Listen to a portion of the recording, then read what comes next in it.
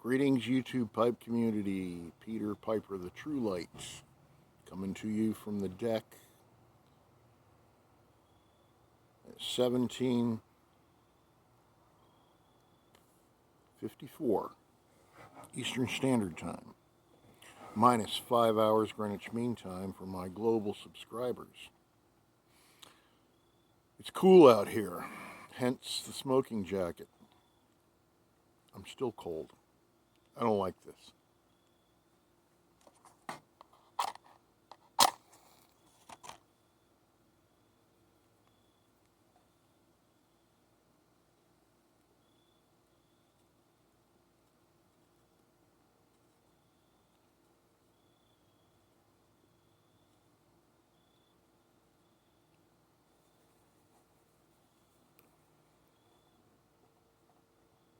Smoking the Big Meerschaum with Wilkie number 13.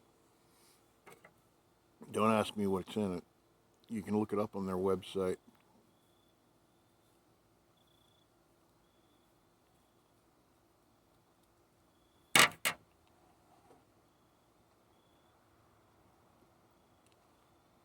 But I finished the Sailor Jack yesterday and dumped the bowl of 13 into my Peterson pouch. So I'll be smoking this until I'm replenished with some tobacco, which will be coming from Watch City Cigar Company from my neighboring state of Massachusetts.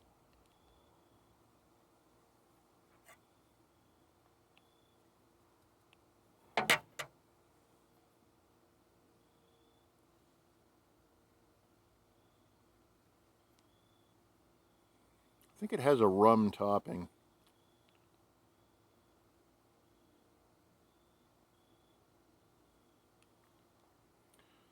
So, this is the third attempt at trying to tell you this Navy story.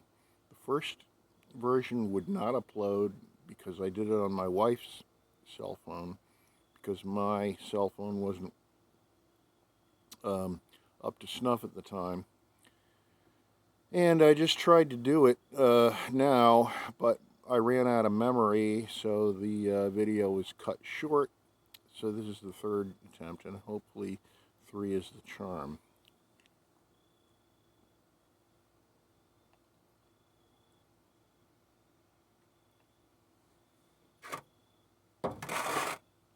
Drinking some Pellegrino mineral water.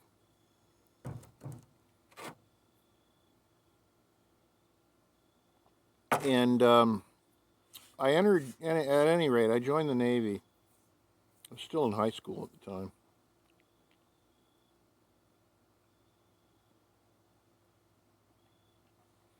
So this was 1974. And I was able to get my GED before any of my classmates graduated. And was in boot camp March 11th, 1974, which is also my wedding anniversary, albeit in the year 2000.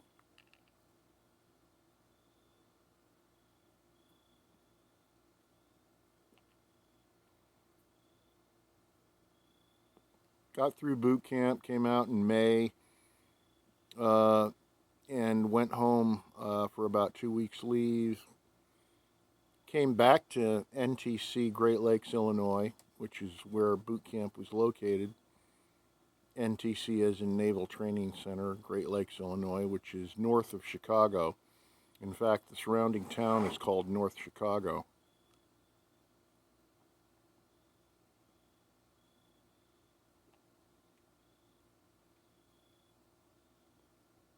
And spent the summer of 1974 going to Electrician's Mate Class A school.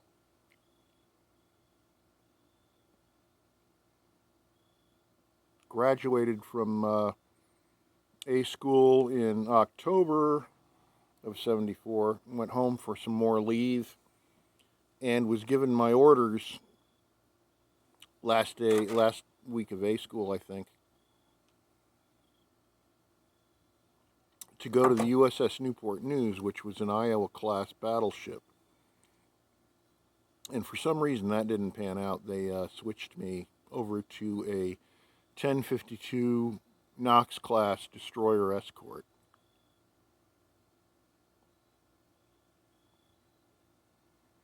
And it was the USS Alwyn, DE 1081.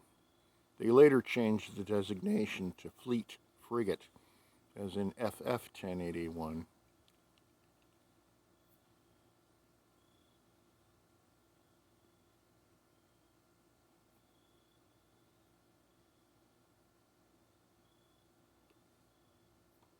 But at the time, the Alwyn was over in the Middle East, deployed.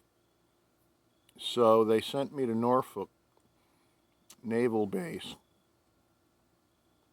to transit barracks.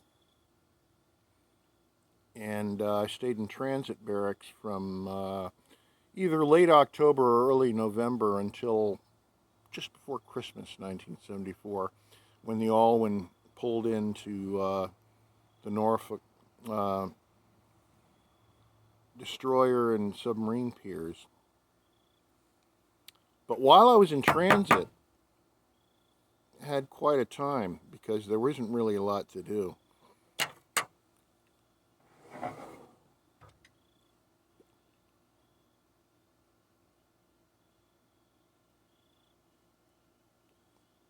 And oddly enough, the transit barracks building where I was designated as Carter Hall. And it had either 3 or 4 wings on it. These big wings of the building that stuck out. Either if it was 3, it was like at a 120 degree angle looking down on it from the sky, or maybe 45 degrees, it was 4 wings, whatever. Anyway, we would have to get up in the morning and muster at 0700, and they would take attendance just to make sure that you weren't AWOL. And you'd go to chow after that, or maybe you'd gone before that, and after that you had 2 hours of field day assigned, which was usually janitorial type of work.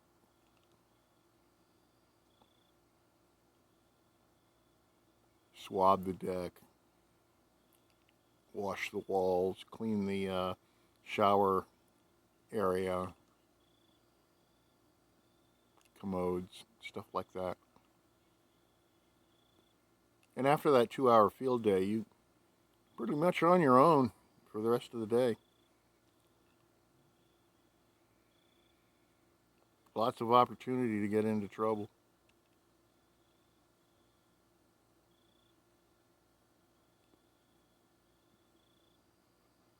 But they did have certain details, and one of the details which I had to fulfill was honor guard, particularly honor guard for a funeral. And it involved the firing squad to do the 6-gun salute, to send off a fellow sailor.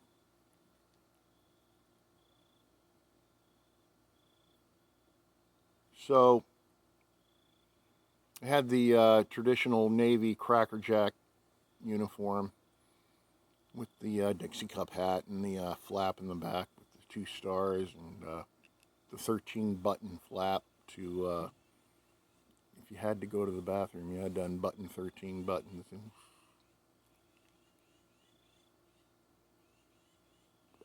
But everyone loved that uniform, and at the time, Admiral Elmo Zumwalt was Chief of Naval Operations, and one of the things he did during his tenure as CNO was to change the uniform so that everyone looked like a chief. And he did away with the crackerjack uniform, and they eventually switched it back after he shifted out of that position. It turned into a nightmare for logistical reasons, but that's another story.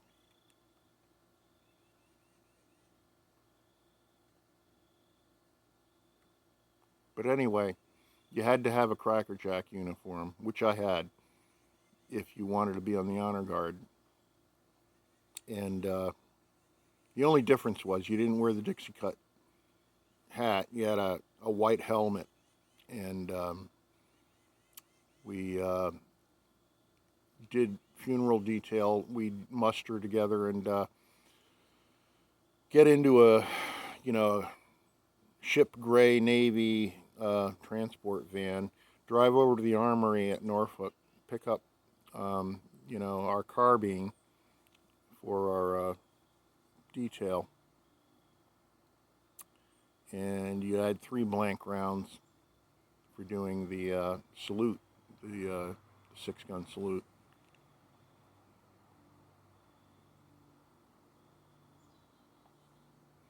And I remember I had to do this twice. And the first time was for a young man that probably in his early 20s or maybe even younger had died in a car accident.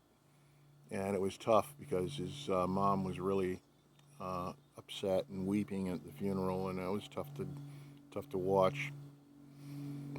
And I remember we had to also be pallbearers carrying the casket out of the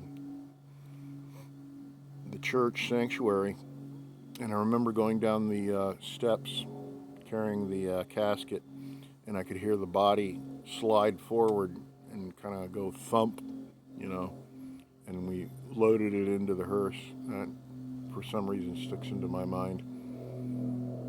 And we did the firing squad, the 6-gun salute. Went off okay. We did a second duty for the honor guard.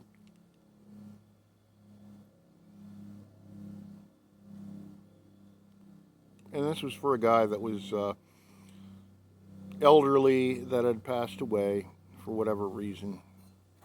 Elderly people pass away. And, it was a normal kind of thing, unlike the untimely death of the young man. But when we did and I don't think we were pallbearers at that time, we just reported to the cemetery, and they had the carbines laid out, and we marched over to them in unison, in a military manner. And the master at arms, gave the orders. We picked the carbines up, and we stood at port arms, and he'd say, "Present, fire," and we'd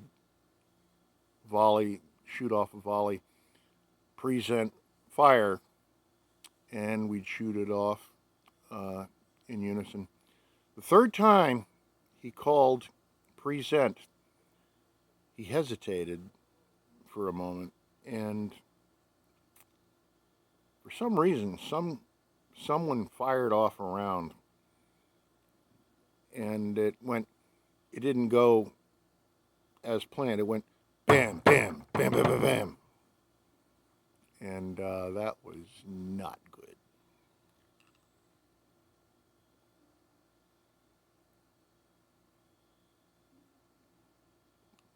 We actually ruined this poor fellow's funeral.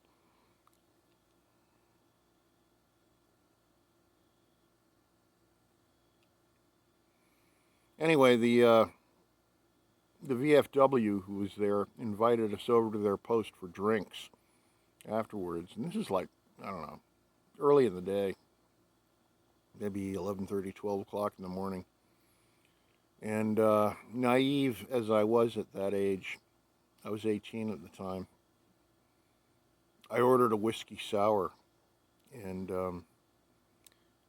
if you've ever been to a VFW, the bartender isn't necessarily a mixologist. So what I got was either a plastic or a styrofoam cup with a shot of bourbon, and he had soda as mixers, and the soda he gave me was Wink, and Wink was like a citrusy kind of soda at the time. I don't think it's available anymore. It's like, I don't know, Fresca, or if you're familiar with those kind of sodas. So that's what my whiskey sour was. It was whiskey and wink.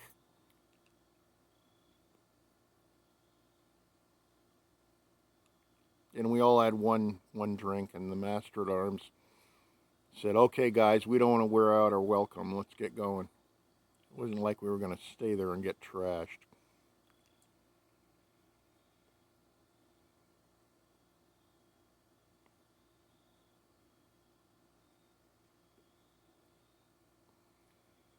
And